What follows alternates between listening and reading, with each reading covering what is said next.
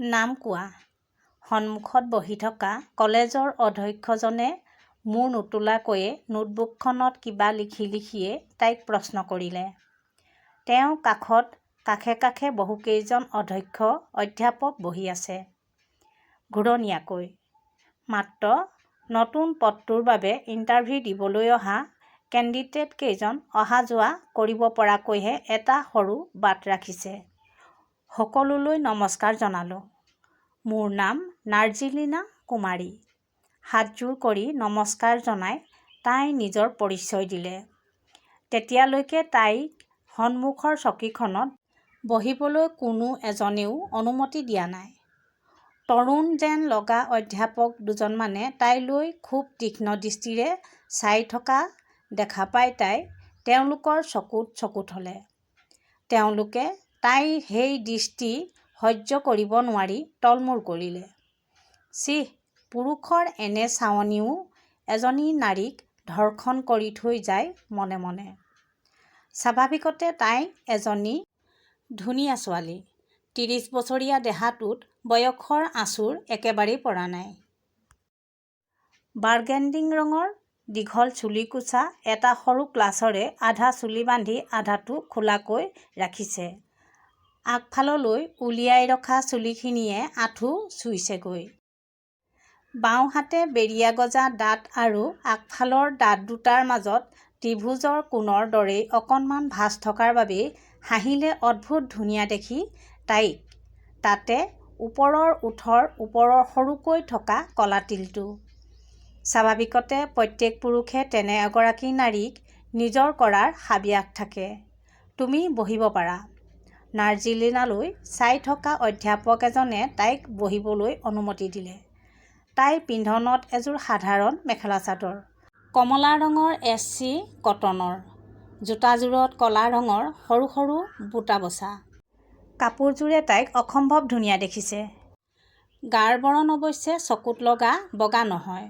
মাগুৰ বৰণীয়া ওখ লাহি শৰীৰটোৰ আবেদনময়ী। গুণেৰে ভৰপূৰ তাই এইটোৱে শেষ ইণ্টাৰভিউ বুলি মাকক আজি জনাই আহিছে। ওলাবৰ পৰত সদায় গোঁসাইঘৰত চাকি জ্বলোৱা তাই আজি গোঁসাইঘৰলৈ কেৰাহীকৈও চোৱা নাই। তাই জানে, তাইৰ আচল পৰিচয় পোৱাৰ পাছত একোটা লোলুপ দৃষ্টি, একোটা শৰীৰ বিনিময়ৰ প্ৰস্তাৱৰ বাহিৰ তাই একোৱেই আশা নকৰে। মাৰ নাম আশাদীপা বুলি জানিলোঁ, কিন্তু পিতৃৰ পৰিচয় দেখোন ইয়াত নায়েই। দেউতা নাই তোমাৰ? আন এজন অধ্যক্ষই তাইৰ ফাইলটোলৈ চাই চাই মাত লগালে। ওচৰৰে দুজনমানে কাণে কাণে ফুচফুচাই থকা পাতি খুক খুককৈ হাঁহিছে। তাইৰ অসহ্য লাগিল। তাই জানে, সেই আগৰবোৰৰ দৰেই তাইক এতিয়া প্ৰশ্ন কৰিব, দেউতাৰ পৰিচয় কিয় নাই? দেউতা নোহোৱাকৈয়ে তুমি পৃথিৱীৰ পোহৰ দেখিলা? এজনী বেশ্যাৰ ছোৱালী হৈ তুমি ইমান ডাঙৰ ইণ্টাৰভিউ এটা দিবলৈ সাহস কৰিছা ইত্যাদি ইত্যাদি। বুকুখন বিষোৱা যেন লাগিল তাইৰ। মাকক সঘনাই অপমান কৰিব নোখোজে তাই। কিন্তু মাকে অলপো বুজিবলৈ যত্ন নকৰে। তেওঁ শিকায় সমাজৰ এই বেয়াবোৰক নেওচি যিয়ে সফলতা আঁজুৰি আনিব পাৰে সেয়েহে জীৱনৰ প্ৰকৃত যুদ্ধ। তেওঁ শিকায় পিতৃ-মাতৃৰ আচল পৰিচয় বাদেও সময় আৰু বয়সৰ লগে লগে সকলোকে একোটা নিজৰ পৰিচয় দৰকাৰ যিয়ে মূৰ তুলি থিয় হ'বলৈ শিকায়। প্ৰত্যাহ্বানবোৰ সাহসেৰে নেওচিব পৰাকৈ মানসিকভাৱে সবল হ'বলৈ শিকায়। মানুহ কেতিয়াবা আত্মকথনত ডুব যাব লাগে। তেতিয়াহে নিজৰ মনৰ অভাৱ অভিযোগ পোৱা নোপোৱাৰ প্ৰকৃত হিচাপ ওলাই পৰে। নিজক বুজা যায় যেতিয়া আচলতে তেওঁ কিমান শক্তিশালী, কিমান উপযুক্ত। এনেকৈয়ে ভাবে নাৰ্জিয়ে আজিকালি। হয়, আত্মকথন দৰকাৰ, খুবেই দৰকাৰ। নিজক চাবলৈ, বুজি উঠিবলৈ। মহোদয়, মই এগৰাকী সমাজৰ পৰা বৰ্জিতা বেশ্যাৰ জীয়েক। গতিকে মোৰ পিতৃৰ আচল পৰিচয় অথবা নাম মই সঠিককৈ ক'ব নোৱাৰিম। নোৱাৰিম মানে নাজানো মই। কথাখিনি তাই স্পষ্টকৈ ওলাইছিল। আগৰবোৰ ইণ্টাৰভিউতো কঁপি কঁপি মাত ওলোৱাৰ দৰে বা তলমূৰ কৰি উত্তৰ দিয়াৰ দৰে তাই এইবাৰ নিদিয়ে বুলি মনতে থিৰাং কৰি আহিছে। তাই জানে যে এইটো চাকৰিও তাই কেতিয়াও নাপায়। সেয়ে তাই চাকৰি পোৱাৰ ব্যৰ্থা চেষ্টা কৰিবৰো তিলমানো ইচ্ছা আৰু হেঁপাহ এটাও নাই। বেশ্যাৰ ছোৱালী ইণ্টাৰনেশ্যনেলৰ প্ৰচিউড আশাদীপাৰ ওৰফে জেনেৰেটৰ ছোৱালী, এক প্ৰকাৰৰ পৰ্ণ ষ্টাৰ। আটাইকেইজন প্ৰফেচাৰে গৰ্জনি মাৰি হাঁহিলে। খঙত ৰঙাচিঙা পৰা নাৰ্জী কঠোৰ হৈ সকলোকে তীক্ষ্ণ দৃষ্টিৰে চাই থাকিল। তাই এইবাৰ চাকৰিটোৰ বাবে নহয়, চাকৰিৰ বাবে ইণ্টাৰভিউ দিওঁতে মাকক কৰা অপমানৰ পুতক তুলিবলৈহে আহিছে। সকলোৰে ওপৰত থকা খংবোৰ আজি শেষ কৰিব বুলি ওলাই আহিছে। নালাগে তাইক চাকৰি, গোটেই জীৱন আৰামেৰে খাব পৰাকৈ লাখ টকাৰ সম্পত্তি সিহঁতৰ আছে। তথাপি মাকে তাইৰ সুকীয়া পৰিচয় এটা থকাটো বিচাৰে। সেয়েহে বাধ্য হৈ তাই আহিবলৈ। হয় মহোদয়, মই এগৰাকী প্ৰষ্টিটিউটৰ ছোৱালী। বয়স মোৰ 30 বছৰ। মোৰ মাৰ অসংখ্য পুৰুষৰ সৈতে দৈহিক শাৰীৰিক খেল হৈছিল। সেই খেলখনলৈ সৰু সৰু মানুহ নহয়, বৰঞ্চ মাল্টিনেশ্যনেল কোম্পানীৰ দৰে ডাঙৰ ডাঙৰ কোম্পানীৰ মালিক মানুহ আহিছিল, যিসকলে দিনত নাৰী সবলীকৰণ, শিশু সুৰক্ষাৰ বাবে বেশ্যালয় বন্ধৰ দাবী কৰিছিল। সেইসকল লোকেই এন্ধাৰত খুপি খুপি শৰীৰৰ জুতি ল'বলৈ মাৰ কাষ চাপিছিল। মোৰ দেউতাও হয়তো তেনে এজন ডাঙৰ মানুহেই, যাক হয়তো মোৰ মায়ে ভাল পাই পেলাইছিল। তেওঁৰ নাম মই আজিলৈকে নাজানিলোঁ আৰু জনাৰ চেষ্টাও কৰা নাই। এটা কথা ঠিক, বেশ্যাবোৰো মানুহেই, গতিকে হৃদয় এখন তেওঁলোকৰো থাকে। সেয়ে হয়তো মই মাৰ গৰ্ভত ধাৰণ কৰাৰ পাছতেই তেওঁ বেশ্যাৰ বৃত্তি সলনি কৰি পেলাইছিল। এগৰাকী বেশ্যাৰ জীয়েক হৈ ইমান ডাঙৰ কথা কোৱা, ভীষণ এটিটিউড তোমাৰ। তেওঁলোকৰ মাজৰেই এজনে কথাখিনি খঙেৰে ক'লে নাৰ্জিলিনাক, এয়া ফাইল লোৱা, তুমি যাব পাৰা। ভদ্ৰ মানুহৰ আগত কেনেকৈ কথা হ'ব লাগে সেই সাধাৰণ জ্ঞানো নাই তোমাৰ। ছাত্ৰ-ছাত্ৰীক কি শিক্ষা দিবা? ইণ্টাৰভিউ দিব আহিছা যেতিয়া তলমূৰ কৰি কথা কোৱা। অধ্যাপকজনৰ কথাত এটা বেঁকা হাঁহি মাৰি তাই ক'লে, নিজৰ যোগ্যতাৰ ভিত্তিত ইণ্টাৰভিউ দিব আহিছোঁ, ভিক্ষা খুজিবলৈ বা চকীৰ তলেৰে দালালি কৰি চাকৰি বিচাৰি অহা নাই। মহোদয়, ক্ষমা কৰিব কোৱাৰ বাবে। তাই ফাইলটো ল'বলৈ হাতখন মেলোঁতেই পুনৰ অধ্যক্ষজনে ক'লে, তোমাৰ এই এটিটিউড এৰি যদি শান্তভাৱে আমাৰ সৈতে সহযোগ কৰা হ'লে নিশ্চয় চাকৰিটো তুমিয়েই পালাহেঁতেন, যিহেতু তোমাৰ শিক্ষাগত সকলো অৰ্হতাই আছে। ক্ষমা কৰিব মহোদয়, এই এটিটিউড বহুত লাজ অপমান সহ্য কৰি কষ্ট কৰি অৰ্জন কৰিছোঁ, গতিকে এৰিব নোৱাৰোঁ।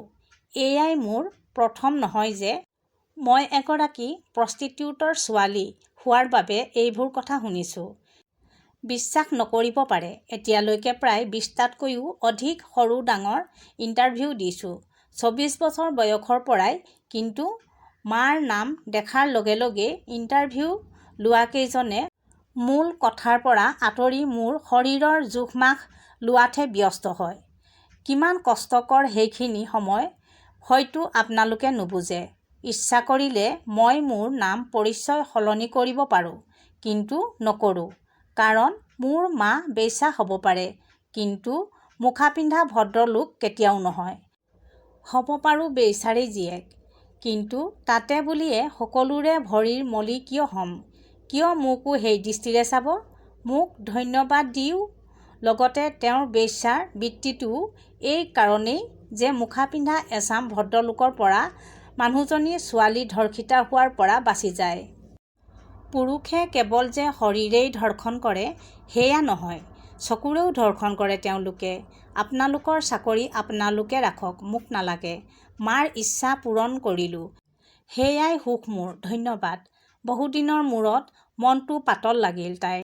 যিমানবোৰে তাই ইণ্টাৰভিউ দিছে সিমানবোৰে তাইক মূল কথাৰ পৰা আঁতৰাই শাৰীৰিক সম্বন্ধীয় কথাখিনিৰ মাজতহে সুমুৱাই দিয়ে। নাৰ্জীয়ে জানে তাই যে এখন ডাঙৰ ব্যক্তিগত চিকিৎসালয়, দুখনকৈ 5 ষ্টাৰ হোটেল, 2 বিঘা চাহ বাগানৰ মালিক তিলক চলিহাৰ ছোৱালী, কিন্তু তাই হ'লেও সেই পৰিচয় কেতিয়াও দিয়া নাই, নিদিয়েও, মাকেও দিবলৈ নিদিয়ে। বাৰ্থ চাৰ্টিফিকেটতো সেয়েহে পিতৃৰ নামৰ ঘৰটো খালী কৰিয়েই ৰাখিছিল মাকে। ছাৰ, যাব পাৰোঁনে মই? ক্ষমা কৰিব ইমানবোৰ কথা কোৱাৰ বাবে।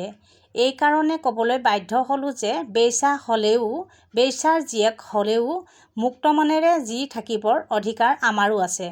যদি অবৈধই হ'লহেঁতেন তেন্তে কলিতাৰ সোণাগুছি কেতিয়াও বিখ্যাত নহ'লহেঁতেন। আপুনি জানেনে, এই সোণাগুছিতে অবৈধভাৱে জন্ম হোৱা কিমানজন ল'ৰা-ছোৱালী বলিউডতে হওক বা বেলেগভাৱেই হওক নিজক সবলভাৱে প্ৰতিষ্ঠা কৰিছে। তেওঁলোকে যিদৰে নিজকে বেশ্যাৰ জীয়েক অথবা পুতেক বুলি অলপো হীন বুলি নাভাবে, ঠিক তেনেকৈ ময়ো নাভাবোঁ। হয়, মই বুকু ডাঠ কৰি কম, মই এজনী বেশ্যাৰ ছোৱালী। অধ্যক্ষজনৰ ওচৰৰ পৰা ফাইলটো লৈ যুদ্ধত জয়ী হোৱাৰ দৰে নাৰ্জিলিনা ওলাই আহিল কনফাৰেন্স ৰুমৰ পৰা।